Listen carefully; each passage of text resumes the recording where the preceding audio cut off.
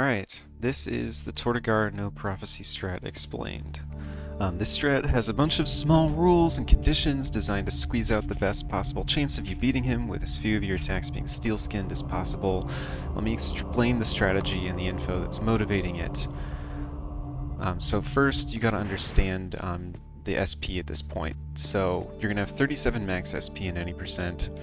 You're gonna get 8 SP on the first turn, 10 on the second turn onwards, and then if you were to unequip the Warrior's Heart, you would start getting 8, right? So that Warrior's Heart is giving us an extra 2 each turn after second and onward. So kill thresholds for Tortigar. Ideally you want 3 Pirate's Wraths, with the last one being on silver. The last one also does not need to have might on it, which can be helpful. But if that fails, so you can't hit the third one, then you would go down to this one, which is 2 Wraths, 1 green might CF, 1 silver might CF, and a Crystallis box to close the range. And you want to end on silver, of course, for Venus Ryzelum.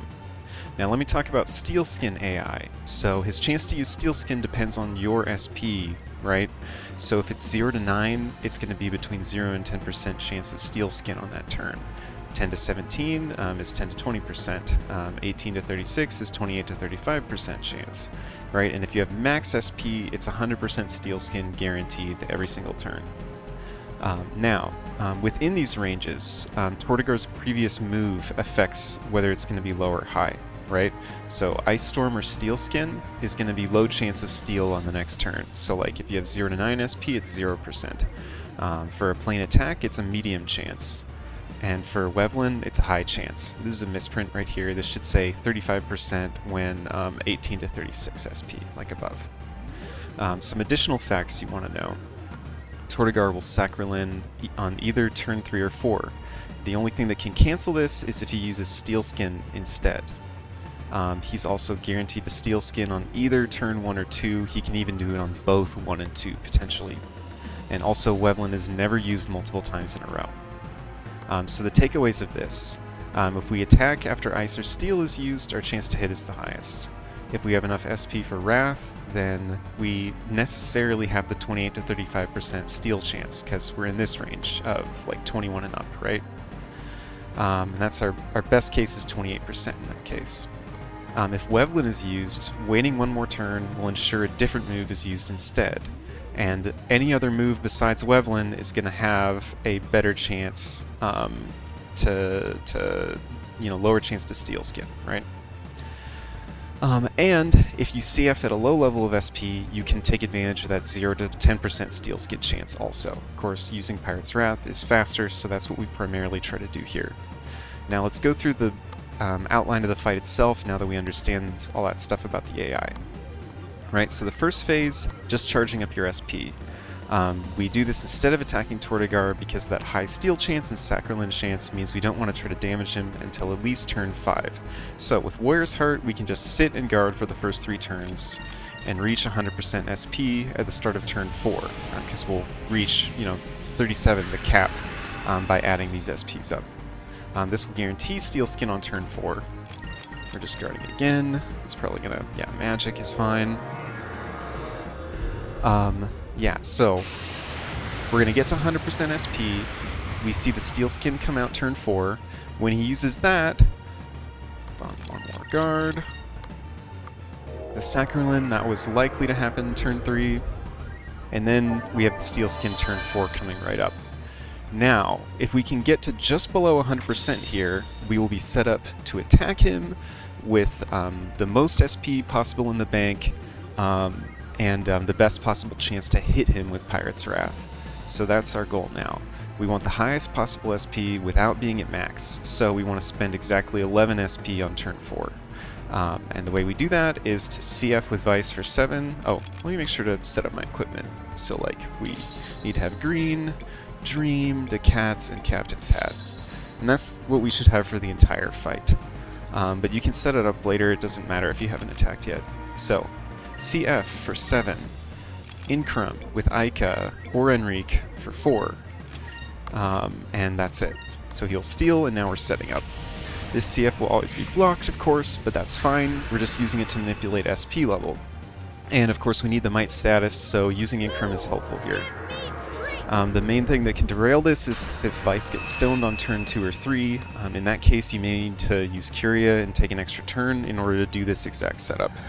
And it's not so bad if it happens at that point, because the stone is not canceling any buff at that point. So this is the second phase. We're going to spend our charged up SP on Pirate's Wraths. So we have the best possible chance to hit Tortigar with Wrath right now because he just used Steel. And if he uses it again, we're going to basically take another shot at that best possible chance. So that's like a 28% chance to block, and then potentially another 28%. So let's try to hit now. Hopefully we do. And we did. And we're just trying to hit 2 Pirate's Wraths in this phase, and then we move on to the next phase. Again, you want to make sure you don't reach 100% SP after this part, turn 5 and onward, because we don't want that 100% steal chance.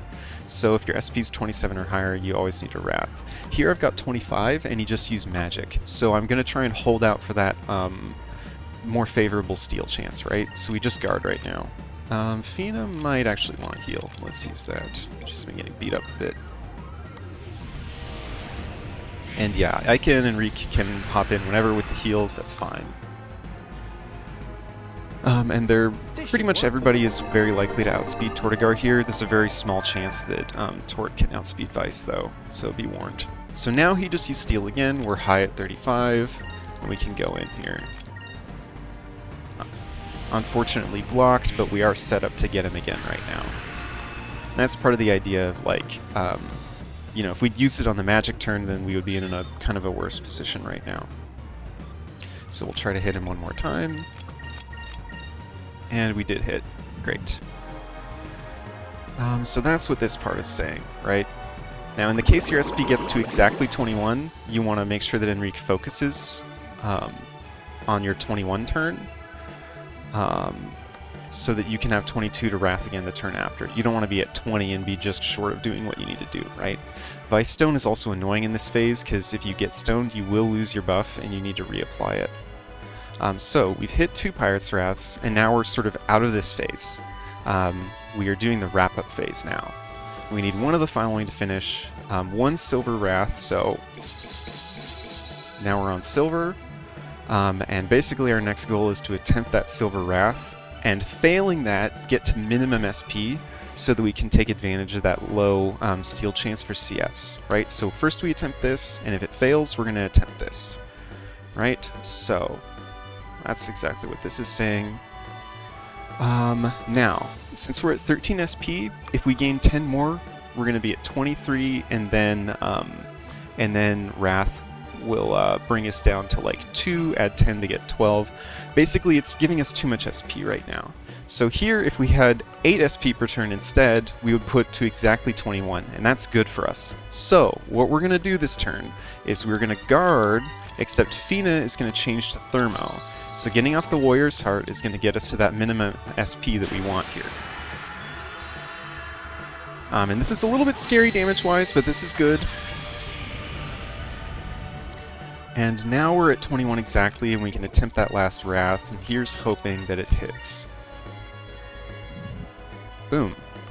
Yeah, so that was a pretty decent case. I think that was like, what, 1 or 2 blocks maybe? So it was a relatively good fight, Vice not getting stoned at all, and so on. I am going to probably do a cut here and try to demonstrate this case and explain maybe the SP sort of ladder a little bit more as well. So I will see you in a sec. Alright, while I'm in here, I want to show one of the unfortunate kind of recovery cases, right? So here we've hit like just 1, Vice has gotten stoned, and our SP is high, right? So this is one where we kind of just have to take our lumps a little bit. So what I'm going to do on this turn is I'm going to have Ica use the Sacrum, Fina guard, and Enrique can use like a Curia, fix Vice up.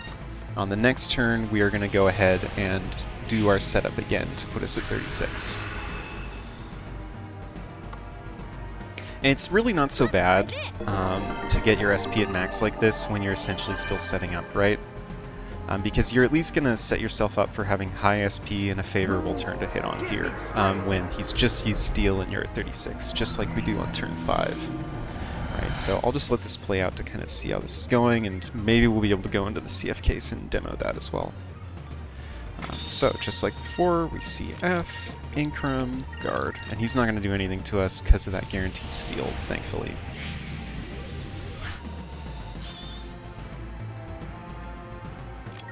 Alright, we will attempt again. We get blocked one more time.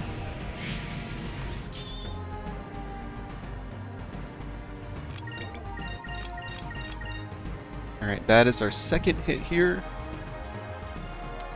Now, I'm actually going to save state, I think, on the next turn to see if I can force that CF situation to happen, because I think that'll be interesting.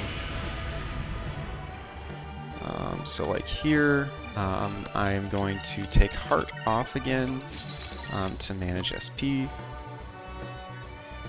So here he's doing Wevlin. That's probably good for our chances of getting blocked in order to demo this. Now another thing about Phase 3, right, is that we're no longer trying to optimize the Pirate's Wrath chance particularly, because there's not a huge difference between 28 and 35. Our main goal is to just try it and hope that it works, and then go to our sort of more guaranteed, highly reliable CFs if it fails, right? So even though we used Wevlin, because this is the third Wrath, we are going to just attempt it anyway, and I'm going to save state to try and sort of force it to get blocked. So that didn't work. Let's cycle some RNGs. So you have to like sort of force the camera to rotate randomly, and then we can try again.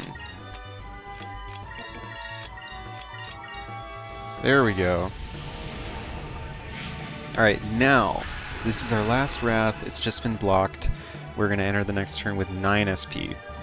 So, this means we actually have a 100% guaranteed CF hit coming up. We need to go back to green briefly, and we're going to hit him with that. He also should be a little bit less aggressive here, but he can use his S moves here anyway. And thankfully Vice didn't get hit, which does lower our risk a tiny bit. We should be able to have those two tank any next hit that may come in. But now we go to silver, and we CF to finish. And this Crystallis box should close the range. There it is. And it turned out we didn't need to close it, but that's the idea. So that was our sort of 2 case, right? Where we had our Wrath blocked and we used the CFs to do a high reliability finish, right? So, as far as, let me get through this screen, sort of get away from the victory music. Yeah, that's fine. So, as far as the SP management, right? You want to have a feel for how your SP kind of ebbs and flows through this fight. So it's kind of convenient that you get 10 SP each turn. Since Pirate's Wrath takes 21, you can kind of think of your Wraths as ticking down the ones digit of your SP. So we start at 36 at Phase 2, right? We spend 21, get 25, Wrath again, get 14, we guard up to 24, right? So we're doing this 6, 5, 4. As we keep guarding and wrathing, you can kind of alternate at this point, right? We got 4, 3, 2, 1, right? So you can kind of have a sense of where your SP's going if he continues to block you, right? And you can also have a sense of like, here, like, you know, assume that I was not blocked at all in the first 2, right? Then when I attempt this last one, I know I'm coming into it at 14. So on this turn, when I had 14, I just kind of know that I can unequip the Warrior's Heart and be at 22 instead, right? That'll put me at 9 in case I need to attempt that final one. And that's really it's a fairly small kind of steal chance optimization, but it's sort of something you might as well do it as long as you understand what's going on, just so that like you can get that little benefit, and Fina needs to be on the thermal ring anyway for Veltarn later on, right? So you might as well just change her over. If in the moment it's sort of overwhelming kind of complexity, it's probably okay to run this strat without messing with the Warrior's Heart, but you are going to get better odds if you switch off of it at the appropriate time, which is generally, you know, when your SP is at a certain amount and you're in Phase 3, like you've already hit 2 of them, right? So the main thing about Heart is that it needs to stay on until you've hit 2 Pirate's Wraths, and only for the final wrath would you consider taking it off? Hopefully that's clear. Yeah, so like I mentioned, if you keep getting blocked, you may end up with 11 to 12 SP. Let's see what else is relevant to hit here. This is just sort of mentioning, the damage range basically. Ideally, you want to hit that third wrath, and otherwise you do the reliable backup. Now, the value of doing this strat, it can save 2 minutes over the prophecy strat in the best case. If you get blocked more and more, then you start losing time, and it's about 4 blocks. Assuming you weren't stoned, like in phase 2, then it would come about even with the prophecy strat. As far as probabilities, right? I tried to math out a bit of the probabilities of how often can you expect to get blocked, and I think people who understand math better may sort of be able to comment on how this really works better than me, but this is my best guess, sort of mathing out the probability. So 35% to just hit wrath, and the fight is over. That's a 35% chance. Getting blocked once and having to do 4 wraths is a 39% chance. Getting blocked twice, doing 5 wraths is 15%, and then it sort of keeps going down from there, right? So the odds that you're in this case that's sort of as bad or worse than prophecy is not too bad. It's somewhat higher than this. It's probably more like 5% chance if I had to guess, but it's somewhat worse than 2%. But it's significantly good that you can be pretty sure that if you do this strat, you are going to get a faster time here. Yeah, and I guess I also would mention there's sort of some additional ideas on how to run this strat. There's been a suggestion to what if we put Gem of Fluidity on Vice and don't put it on Reek? Let Vice have it when he's not attacking, right? And that might actually be useful. That's something I'm considering. It's not what's in the notes or sort of officially air quotes in the strat at this point, but it's something we could keep in mind for the future. Maybe this is worth trying out. And rebuffing is something you actually want to be kind of careful about. Here, right, you may need to use Incrum again because you need to keep your Glyphs of Might, at least 1, maybe 2 of them for Veltarn, right?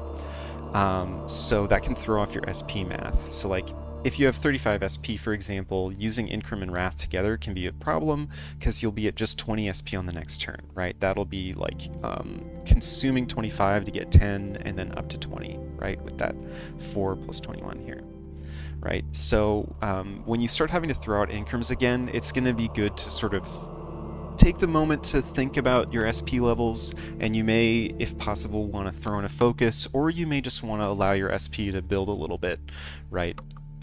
And take advantage of the guaranteed steel skin to set up. Yeah, so hopefully this shed a lot of light on the Tortigar fight. There's obviously a lot to it, and you really do need to practice in order to be successful with this strat. It's a hard strat to pull off in runs. It's very satisfying when you get the no guard, but it's also pretty good if you get, the 2 or so steel skin, right? So, yeah, hopefully that helped. Obviously feel free to follow up in the Discord if you have any questions. I'm also going to post this text on the speedrun.com guides section so you can refer to it. Alright, take care.